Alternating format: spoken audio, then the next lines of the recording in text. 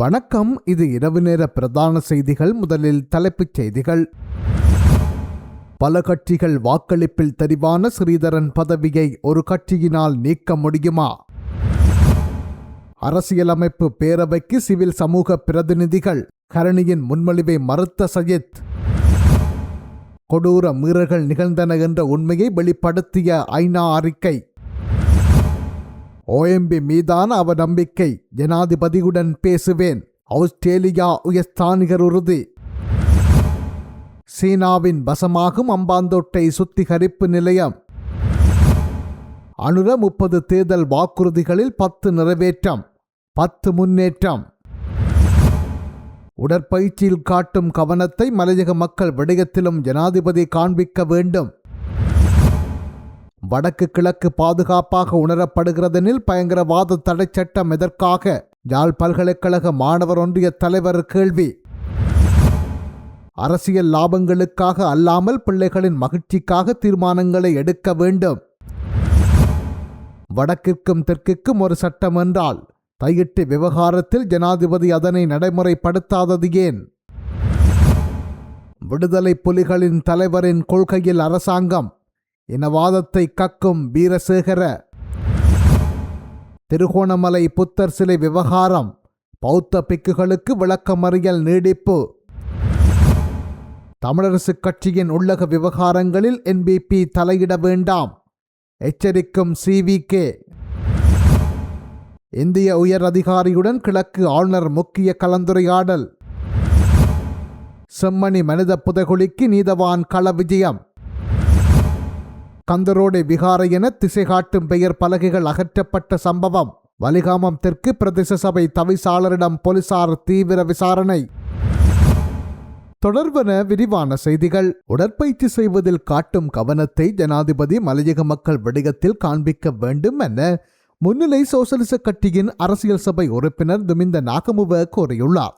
சமகால நிலைமைகள் தொடர்பில் கருத்து வெளியிடும் போது அவர் மேற்கண்டவாறு தெரிவித்துள்ளார். அவர் மேலும் தெரிவிக்கையில், மலையகத்தில் அரசியல் தலைவர்கள் காலத்துக்கு காலம் அரசாங்கங்களுடன் இணைந்து அமைச்சு பதவிகளை பெற்றுக் கொண்டார்களே தவிர தோட்ட தொழிலாளர்களின் அடிப்படை பிரச்சனைகளை தீர்க்கவில்லை. அவர்கள் தோட்ட கம்பெனிகளுடன் இணைந்து ஒப்பந்த அரசியலில் ஈடுபட்டு வந்தனர். இதனால் தற்போதும் லயன் அறைகளில் வாழும் அந்த மக்களுக்கு முறையான முகவரிகளோ வீதிகளோ அல்லது பிரதேச செயலக அங்கீகாரமோ இல்லை. மலையக பாடசாலைகளில் விஞ்ஞானம் மற்றும் கணித பாடங்களை கற்பிக்க ஆசிரியர்கள் இல்லை. இது அந்த மக்களின் எதிர்கால சந்ததியினரை திட்டமிட்டு பின்தள்ளும் செயலாகும். அடிப்படை உட்கட்டமைப்பு வசதிகளின்றி மலையக மக்கள் சொல்லனா துயரங்களை அனுபவிக்கின்றனர். தோட்ட தொழிலாளர்களுக்கு 10 பேஜ் காணி வழங்குவதாக கூறப்படும் வாக்குறுதிகள் வரும் ஏமாற்று வேலையாகும். 1972ஆம் ஆண்டு காணி சீர்திருத்த சட்டத்தின் அடிப்படையில் ஒவ்வொரு குடும்பத்திற்கும் தலா 20 பேஜ் காணி உரிமையை சட்டபூர்வமாக வழங்க வேண்டும். இந்திய அரசாங்கத்தின் நிதி உதவிக்காக காத்திருக்காமல் இலங்கை அரசாங்கம் தனது சொந்த பொறுப்பில் உரிமையை வழங்க வேண்டும். மலையக தமிழ் மக்களை ஒரு தனித்துவமான தேசிய இனமாக அங்கீகரிக்க வேண்டியது அவசியமாகும். தற்போதைய தேசிய மக்கள் சக்தி அரசாங்கம் ஆட்சிக்கு வருவதற்கு முன்னர் அம்பிகா சாமுவேல் போன்றவர்களை காட்டி பல வாக்குறுதிகளை வழங்கியது. ஆனால் இப்போது அதிகாரத்துக்கு வந்த பிறகு இந்த பிரச்சனைகள் எதனையும் அவர்கள் கண்டுகொள்வதாக தெரியவில்லை. மலையக மக்களின் அபிலாசைகளை வென்றெடுக்க பல்வேறு சிவில் அமைப்புகளை ஒன்றிணைத்து இந்த ஆண்டில் போராட்டங்களை முன்னெடுப்பதற்கு எதிர்பார்க்கின்றோம் என்று அவர் குறிப்பிட்டுள்ளார். பாதுகாப்பாக வடக்கு கிழக்கு மாகாணம் உணரப்படுகிறது என்று சொன்னால் எதற்கு பயங்கரவாத தடை சட்டம்? போதைப் பொருளை ஒழிக்கும் விதமாக தமிழ் மக்களிடம் அரசாங்கம் மாநாட்டை முன்னெடுக்கின்றது. போதைப் பொருளை யாழ்ப்பாணத்துக்குள்ளும் வட மாகாணத்துக்குள்ளும் அனுமதிப்பது யார்? அரசின் கையில் தானே அதிகாரம் உள்ளது. அவர்கள் போதைப் பொருளை ஒழிக்கலாம் தானே? எதற்காக மாநாடு என யாழ்ப்பாண பல்கலைக்கழக மாணவர் ஒன்றியத்தின் தலைவர் கேள்வி எழுப்பியுள்ளார். யாழ்ப்பாண பல்கலைக்கழகத்தில் பொங்கு தமிழ் பிரகடனத்தின் 25ஆம் ஆண்டு நிறைவு நாள் நேற்று முன்தினம் இடம்பெற்ற போதே பல்கலைக்கழக மாணவர் ஒன்றியத்தின் தலைவர் லகிதர் மேற்கண்டவாறு தெரிவித்துள்ளார். பலாலியில் சுதந்திரமாக ஜனாதிபதி நடமாடுகின்றார். அதே நேரம் பயங்கரவாத தடை சட்டம் நடைமுறையில் இருக்கின்றது. ஜனநாயக ரீதியாக குரல் எழுப்புகின்ற தமிழ் அமைப்புகள், சிவில் சமூகங்கள் தமிழ் இளைஞர்கள் அனைவரையும் பாதிக்க வைப்பதற்காகவா பயங்கரவாத தடை சட்டம் அமலில் இருக்கின்றது?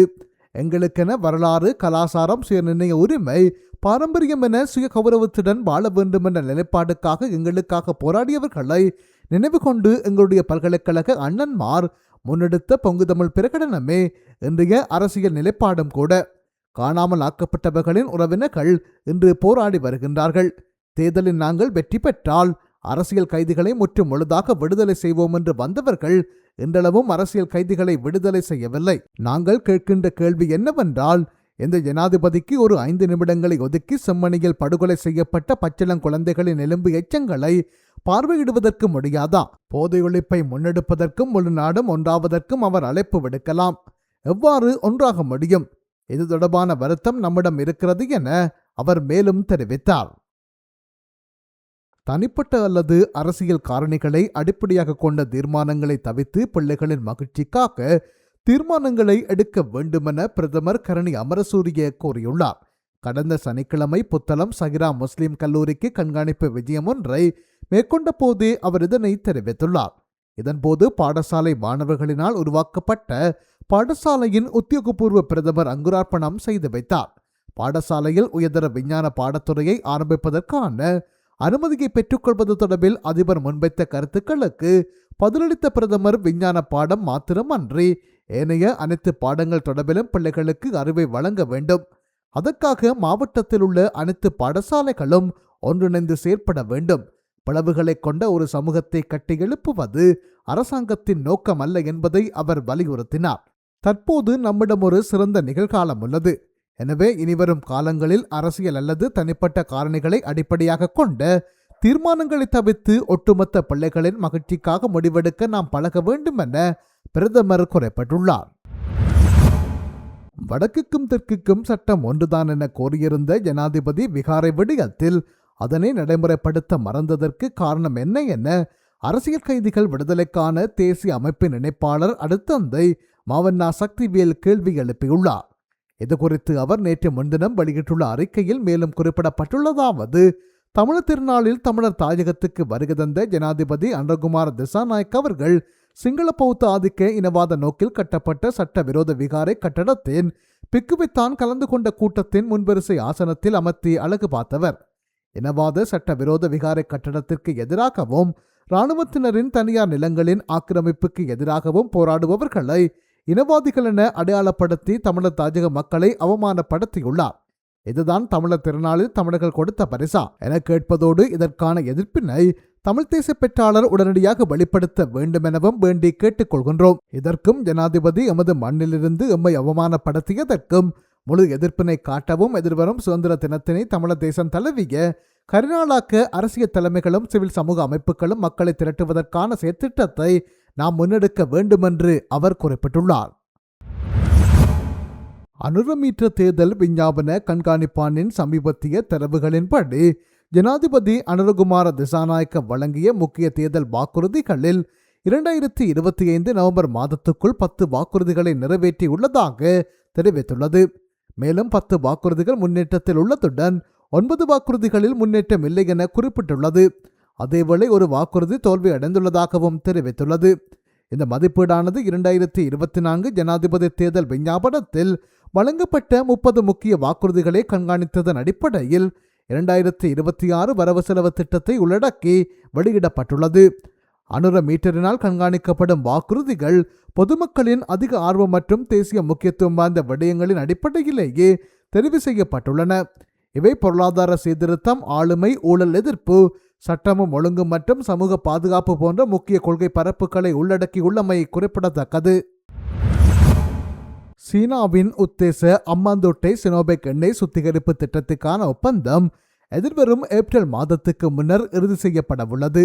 3.7 பில்லியன் அமெரிக்க டாலர் மதிப்பிலான இந்த முதலீடு இலங்கையின் எரிசக்தி துறையில் மட்டுமல்லாது தெற்காசியாவின் புவிசார் அரசியலிலும் மிக முக்கியமான ஒன்றாக கருதப்படுகின்றது.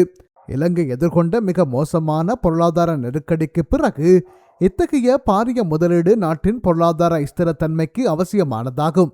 இந்த சுத்திகரிப்பு நிலையம் செயல்பாட்டுக்கு வரும்போது இலங்கையின் உள்நாட்டு எரிபொருள் தேவையில் சுமார் 40% வரை பூர்த்தி செய்ய முடியும் என எதிர்பார்க்கப்படுகின்றது.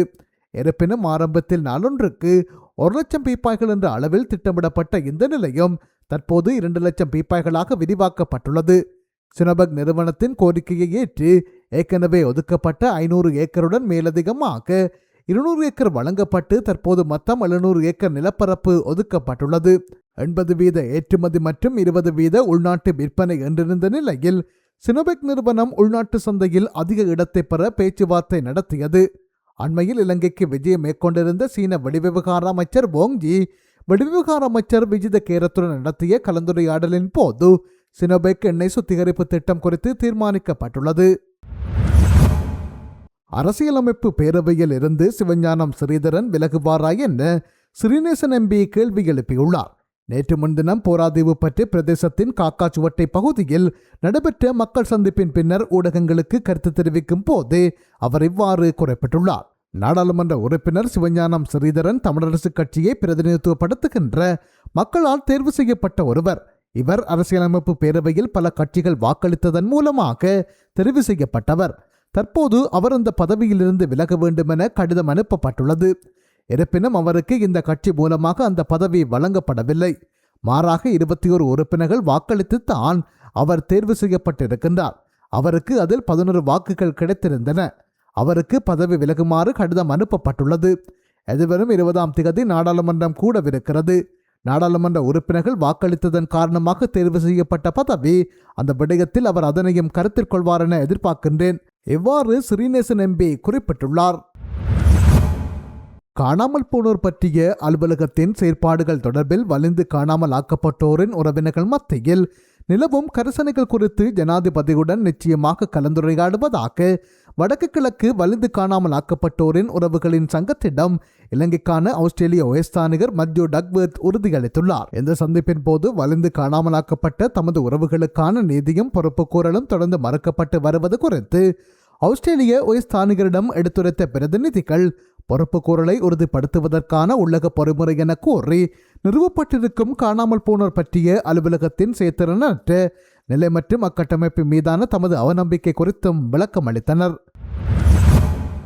இதுவரை காலமும் பல்வேறு தரப்பினரால் மறுக்கப்பட்டு வந்த பாலியல் வன்முறைகள் உள்ளிட்ட மீறல்கள் உண்மையிலேயே நிகழ்ந்திருக்கின்றன என்ற உண்மை ஐநா மனித உரிமைகள் உயர்ஸ்தானிகர் அலுவலகத்தின் புதிய அறிக்கை மூலம் நிரூபணமாகி இருப்பதாக சுட்டிக்காட்டிய வடக்கு கிழக்கு வலிந்து காணாமலாக்கப்பட்டோரின் உறவுகளின் சங்கத்தின் செயலாளர் ஆவண்ணா லீலாவதி இவ்வறிக்கையை அடிப்படையாக கொண்டு முன்னெடுக்க வேண்டிய அடுத்த கட்ட நடவடிக்கைகள் தொடர்பில் சம்பந்தப்பட்ட சகல தரப்பினரும் ஒன்றிணைந்து ஆராய வேண்டும் என வலியுறுத்தியுள்ளார். இந்த ஆராய்வு செயல்முறை குறித்த ஒரு தரப்பினருக்குள் மாத்திரம் மட்டுப்படுத்தாது பாதிக்கப்பட்ட தரப்பினர், அரசியல் கட்சிகளின் பிரதிநிதிகள், சிவில் சமூக செயற்பாட்டாளர்கள், மத தலைவர்கள் என சம்பந்தப்பட்ட சகல தரப்பினரும் உள்வாங்கப்பட வேண்டும் என்றும் அவர் வலியுறுத்தினார். அரசியலமைப்பு பேரவையில் சிவில் சமூக பிரதிநிதிகளை நியமிப்பதில் அரசாங்கத்துக்கும் எதிர்க்கட்சிக்கும் இடையே முருகல் நிலை ஏற்பட்டுள்ளது. அரசியலமைப்பு சபையில் வெற்றிடமாகியுள்ள 3 சிவில் சமூக உறுப்பினர்களை நியமிப்பது தொடர்பாக பிரதமர் ஹரணி அமரசூரிய மற்றும் எதிர்க்கட்சித் தலைவர் சஜித் பிரேமதாஸ் ஆகியோரிடையே இன்னும் இணக்கப்பாடு எட்டப்படவில்லை. அனுலா விஜயசுந்தர, பிரதாப் ராமானுஜம் மற்றும் தினேசா சமரதத்தன் ஆகியோரின் பதவிக்காலம் கடந்த வெள்ளிக்கிழமையுடன் முடிவடைந்த நிலையில் அரசியலமைப்பின்படி இந்த 3 உறுப்பினர்களுக்கு பதிலாக புதிய உறுப்பினர்கள் பிரதமர் மற்றும் எதிர்க்கட்சித் தலைவர் ஆகிய இருவரினதும் ஒருமித்த இணக்கப்பாட்டுடன் மட்டுமே நியமிக்கப்பட முடியும். இந்த நிலையில் பிரதமர் 7 பெயர்களையும் எதிர்க்கட்சித் தலைவர் 10 பெயர்களையும் முன்வைத்துள்ளனர். அதில் பிரதமர் முன்மொழிந்த முன்னாள் மாவட்ட செயலாளர் ஒருவரின் பெயரை எதிர்க்கட்சித் தலைவர் நிராகரித்துள்ளார். அவர் அண்மை கால செயற்பாடுகள் காரணமாக பக்க சார்பின்றி செயற்படுவார் என்று எதிர்பார்க்க முடியாது என சஜித் பிரேமதாசா வாதிட்டுள்ளார். பேச்சுவார்த்தையில் சபாநாயகரையும் இணைத்துக் கொள்ள பிரதமர் யோசனை தெரிவித்துள்ளார். ஆனால் அரசியல் அமைப்பின்படி இது பிரதமர் மற்றும் எதிர்க்கட்சித் தலைவர் மட்டுமே எடுக்க வேண்டிய முடிவு என கூறி சஜித் பிரேமதாசா அதற்கு மறுப்பு தெரிவித்துள்ளார். திருகோணமலை நகரில் அமைக்கப்பட்டுள்ள புத்த சிலை தொடர்பான சர்ச்சைக்குரிய வழக்கு இன்று காலை திருகோணமலை நீதவான் நீதிமன்றத்தில் விசாரணைக்கு எடுத்துக் கொள்ளப்பட்டுள்ளது. இந்த விவகாரம் தொடர்பாக ஏற்கனவே கைது செய்யப்பட்டு விளக்க மறியலில் வைக்கப்பட்டிருந்த 4 பௌத்த மத குருமார்களும் ஏனைய பொதுமக்களும் பலத்த பாதுகாப்புடன் இன்றைய வழக்கு விசாரணைக்காக நீதிமன்றத்துக்கு அழைத்து வரப்பட்டுள்ளனர். இன்றைய வழக்கு விசாரணையின் போது முன்னாள் நாடாளுமன்ற உறுப்பினர் சரத் வீரசேகர, பௌத்த மத சங்கங்களின் பிரதிநிதிகள் மற்றும் சட்டத்திறனிகள் என பெருமளவானோர் நீதிமன்ற வளாகத்தில் சமூகம் அளித்தனர். இதன் காரணமாக நீதிமன்ற சூழலில் பெரும் பரபரப்பான சூழல் நிலவியுள்ளதாக தெரிவிக்கப்பட்டுள்ளது. இதேவேளை நீதிமன்றத்தை சூழவுள்ள பகுதிகளில் போலீசாரும் பாதுகாப்பு படையினரும் குவிக்கப்பட்டு தீவிர கண்காணிப்பு பணிகள் முன்னெடுக்கப்பட்டு வருவதாக கூறப்படுகின்றது. பிற்பகல் 2:30 மணிக்கு மீண்டும் விசாரணை ஆரம்பமாக உள்ள நிலையில் நீதிமன்றத்தின் தீர்ப்பு எவ்வாறு அமையும் என்பது குறித்து பொதுமக்களிடையே பெரும் எதிர்பார்ப்பு நிலவி வருகின்றது. திருகோணமலை புத்தர் சிலை விவகாரம் தொடர்பான வழக்கில் கசப தேரர் உட்பட 4 பௌத்த பிக்குகளை எதிர்வரும் ஜனவரி 28 வரை விளக்கமறியலில் வைக்குமாறு உத்தரவு பிறப்பிக்கப்பட்டுள்ளது.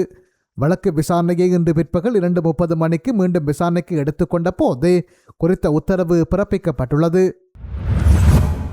திருகோணமலையில் சர்ச்சைக்குரிய புத்தர் சிலையை 2004ஆம் ஆண்டு தமிழீழ விடுதலை புலிகளின் தலைவர் பிரபாகரனுடன் போரிட்டுத்தான் பாதுகாத்தோம் என முன்னாள் அமைச்சர் சரத் வீரசேகர தெரிவித்துள்ளார். குறித்த புத்தர் சிலை விவகாரம் தொடர்பான நீதிமன்ற வழக்கு இன்று திருகோணமலை நீதவான் நீதிமன்றத்தில் விசாரணைக்கு எடுத்துக் கொள்ளப்பட்டது. இவ்வாறு நீதிமன்றத்துக்கு இன்று வருகை தந்து கருத்து தெரிவிக்கும் போதே சரத் வீரசேகர இதனை தெரிவித்துள்ளார். இதன்போது அவர் மேலும் தெரிவிக்கையில், அரசாங்கத்தில் தற்போது உள்ள பிரபாகரங்கள் மற்றும் கரையோர பாதுகாப்பு திணைக்களத்தில் இருக்கும் பிரபாகரனிடமிருந்து இந்த சிலையை பாதுகாக்க போராட்டம் நடத்த வேண்டியுள்ளது. இது மிகவும் கவலைக்குரிய நிலைமையாகும். தேராவாத பௌத்த நாட்டில் இவ்வாறான ஒரு நிலை இருள் சூழ்ந்த காலகட்டமாகும். அதாவது புத்த சிலை ஒன்றை நிறுவுவதற்கு முயற்சித்த பிக்குகள் 9 பேர் கைது செய்யப்பட்டு வழக்கு நடந்து கொண்டிருக்கிறது. மதஸ்தலங்களுக்கான உறுதி இருக்கும் இந்த காணியில் புத்தர் சிலை அமைப்பது சட்ட விரோதமானது என்றால் கடற்கரையோரத்தில் அமைக்கப்பட்டிருக்கும் ஏனைய மதஸ்தலங்கள் மற்றும் கட்டடங்களும் அகற்றப்பட வேண்டும். மேலும் கரையோரத்தில் அமைக்கப்பட்டிருக்கும் இந்த கோயிலை அகற்ற நீதிமன்றம் உத்தரவிட்டிருந்த போதும் அதை அகற்றும் நடவடிக்கைகளில் ஈடுபடவில்லை. ஆனால் புத்த சிலை அகற்றல் பௌத்த தர்மத்துக்கு எதிராக அரசாங்கம் திட்டமிட்டு செய்யும் செயற்பாடாகவே நான் பார்க்கின்றேன் என்று அவர் தெரிவித்துள்ளார். செம்மணி மனித புதைகுழியில் வெள்ள நீர் நிரம்பியுள்ளதனால் அகழ்வு பணிகளை உடனடியாக ஆரம்பிக்க முடியாத சூழல் காணப்படுவதனால் குழிக்குள் தேங்கி நிற்கும் வெள்ள நீரை நீரிறைக்கும் இயந்திரம் மூலம் வெளியேற்றி அகழ்வு பணியை ஆரம்பிப்பதற்கான திகதி தீர்மானிக்கப்படவுள்ளது. யாழ்ப்பாணம் செம்மணி மனித புதைகுழி வழக்கானது யாழ்ப்பாணம் நீதவான் நீதிமன்றத்தில் நீதவான் எஸ் லெனின்குமார் முன்னிலையில் இன்றைய தினம் காலை எடுத்துக் கொள்ளப்பட்டது. இதன்போது செம்மணி மனித புதைகுழி அடையாளம் காணப்பட்ட செம்மணி சிந்துபாத்து இந்து மயானத்திற்கு களவிஜயம் செய்ததன் பிற்பாடு ஏனைய விடயங்கள் தொடர்பில் ஆராய்வதாக தீர்மானிக்கப்பட்டது. அதன் பிரகாரம் இன்று பிற்பகல் 3 மணியளவில் நீதவான் எஸ் லெனின்குமார் தலைமையில் களவிஜயம் மேற்கொள்ளப்பட்டது.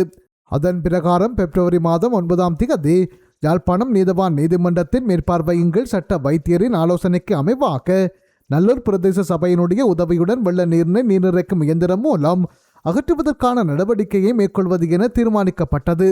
அதன் பிற்பாடு அகழ்வு பணிகளை ஆரம்பிப்பதற்கான திகதி தீர்மானிக்கப்படவுள்ளது. செம்மணி மனித புதைகுழி தொடர்பான வழக்கானது எதிர்வரும் பிப்ரவரி மாதம் 9ஆம் தேதி யாழ்ப்பாணம் நீதவான் நீதிமன்றத்தில் அழைக்கப்படவுள்ளது. செம்மணி சித்துப்பாத்தி புதைகுழி வழக்கு யாழ்ப்பாண கௌரவ நீதவான் நீதிமன்றத்தில் நீதவான் எஸ் லெனின்குமார் அவர்கள் முன்னிலையில் எடுத்துக்கொள்ளப்பட்டது. அதன் போது முடிவெடுக்கப்பட்டது இன்று இந்த பிரதேசத்தை சென்று பார்வையிடுவதாக. அதன்படி இன்று 3 மணிக்கு அழைக்கப்பட்ட அனைத்து துறத்தவர்களும் இந்த இடத்தை வந்து பார்வையிட்டார்கள். அப்போது ஏற்கனவே அகழ்ந்தெடுக்கப்பட்ட இடத்தில் வெள்ள நீர் புகுந்து நிரம்பி காணப்படுவதனால் இந்த அகழ்பணி உடனடியாக தொடங்க முடியாது என்றும் இந்த வெள்ள நீர் வத்து மட்டும் பார்த்து அகழ்பணி ஆரம்பிக்கப்பட வேண்டும் அல்லது அந்த நீரை அகற்ற வேண்டும் என்ற அடிப்படையில் இந்த வெள்ள நீரை வருகிற மாதம் 9ஆம் தேதி நல்லூர் பிரதேச சபை மூலம் சட்ட வைத்தியர் ஊடாக நீதிமன்றத்தின் மேற்பார்வையின் கீழ் இந்த வெள்ள நீர் அகற்றுவதற்கான நடவடிக்கை 9ஆம் தேதி குறிக்கப்பட்டிருக்கிறது. அன்று இந்த வெள்ள நீரை அகற்றின பிற்பாடு இந்த அகழ்வு பணி எவ்வாறு நடைபெறுகிறது என்பது தொடர்பில் திகதி நிர்ணயிக்கப்பட இருக்கின்றது. இந்த வழக்கு மீண்டும் பிப்ரவரி மாதம் 9ஆம் தேதி அழைக்கப்பட இருக்கின்றது. ஏற்கனவே முன்னர் இந்த அகழ்வு பணிக்காக ஒதுக்கிற நிதி திரும்பி உங்களுக்கு தெரியும், ஒவ்வொரு நிதியாண்டுக்கான நிதிகளும் அந்தந்த நிதியாண்டில் பிரயோகிக்கப்பட வேண்டும். ஆகவே இதுக்கான பாதீடு ஏற்கனவே வழங்கப்பட்டிருக்கிறது. அதையே மீண்டும் உரிய தரப்பினர் சட்ட வைத்திய அதிகாரி டாக்டர் பிரணவன் அவர்களினால் நீதிமன்றத்தில் தாக்கல் செய்யப்பட்டு அதற்கான அனுமதி எடுக்கப்படும். அதன் மூலம் பாதீடு வழங்கப்படுவதன் அடிப்படையில் இந்த அகழ்பணி தொடர்ந்து நடைபெற இருக்கிறது. மேலும் இந்த சிந்துபாத்தி இந்துமயான பகுதியானது அதற்கான பாதையை நல்லூர் பிரதேச சபையினர் ஏற்கனவே இருந்த அதே பாதையில் அதனை செப்பனிட்டிருக்கின்றார்கள் என்பதும் இன்று நீதிமன்ற கவனத்துக்கு கொண்டு வரப்பட்டது. நல்லூர் பிரதேச சபை சார்பாக சட்டத்தின் ஒருவர் இன்று நீதிமன்றத்தில் ஆஜராகி இருந்தார். அதே நேரத்தில் பாதிக்கப்பட்டவர்கள் சார்பாக இன்றைய நாளில் இது அவதானத்தின் அடிப்படையில் ஒரு விண்ணப்பம் செய்யப்பட்டது. நிலப்பாங்கு தொடர்பான விடயத்தில் எந்த விதமான அபிவிருத்தியும் செய்கிறதுக்கான அனுமதியை கொடுக்கக்கூடாதுன்னு சொல்லியிருந்தோம். ஏன்னா முழுமையான அகழ்வு பணிகள் பூர்த்தியாக மட்டும் நிலத்திட தோட்டத்தில் மாற்றத்தை ஏற்படுத்த முடியாத அடிப்படையில் இனி வருங்காலத்தில் இது தொடர்பாக நீதிமன்றம் சொல்லியிருக்குது. எதுவாக இருந்தாலும் நீதிமன்றத்தில் அனுமதி இல்லாமல் இதுக்குள்ள ஒன்றும் செய்யக்கூடாது. ஏற்கனவே செய்யப்பட்ட அந்த அறிக்கைகளுக்கு ஏதாவது அறிக்கையில் சமர்ப்பிக்கப்பட்ட ஏதாவது பரிசோதனை இதுவரை சமர்ப்பிக்கப்படையில் அறிக்கை உண்டு. ஜாழ்ப்பாணத்தில் கந்தரோடு விகாரை என திசை காட்டும் பெயர் பலகைகள் அகற்றப்பட்ட சம்பவம் தொடர்பில் வலிகாமம் தெற்கு பிரதேச சபை தவிசாளர் தியாகராசா பிரகாசிடம் பிரதேச சபையில் வைத்து போலீசாரினால் இன்றைய தினம் திங்கட்கிழமை வாக்குமூலம் பெறப்பட்டுள்ளது.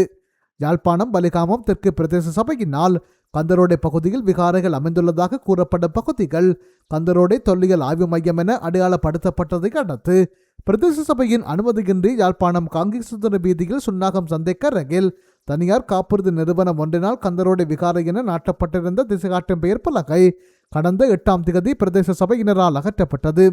அதேவேளை குறித்த பகுதியில் காணப்படும் சந்தை கட்டடம் ஒல்லாந்தர் காலத்துக்கு உரியதாகும். அதன் சிறப்புகள் தொடர்பில் மும்மொழிகளிலும் எழுதிய கல்வெட்டு அப்பகுதியில் காட்சிப்படுத்தப்பட்டது. இந்த நிலையிலேயே போலீசார் தவிசாளரிடம் வாக்குமூலம் பெற்றுள்ளனர். தமிழரசு கட்சியின் சிரேஷ்ட தலைவர்களான ஸ்ரீதரன் சுமந்திரன் தொடர்பிலும் கட்சியின் உள்வீட்டு விவகாரங்களிலும் தேசிய மக்கள் சக்தி தலையிட வேண்டிய அவசியமில்லை என இலங்கை தமிழரசு கட்சியின் பதிர்த்தலைவர் CVK சிவஞானம் தெரிவித்துள்ளார். அதேபோன்று இந்த விவகாரத்தில் அனுரத்தரப்பு குத்திமுறிய தேவையில்லை எனவும் மக்கள் மத்தியில் தமிழரசை மலினப்படுத்தும் அவர்களின் கனவும் ஒருபோதும் பலிக்காது எனவும் அவர் மேலும் சுட்டிக்காட்டினார். யாழ்ப்பாணம் கல்வியங்காட்டிலுள்ள அவரது அலுவலகத்தில் இன்று நடத்திய ஊடக சந்திப்பின் போது அவர் இவ்வாறு குறிப்பிட்டுள்ளார்.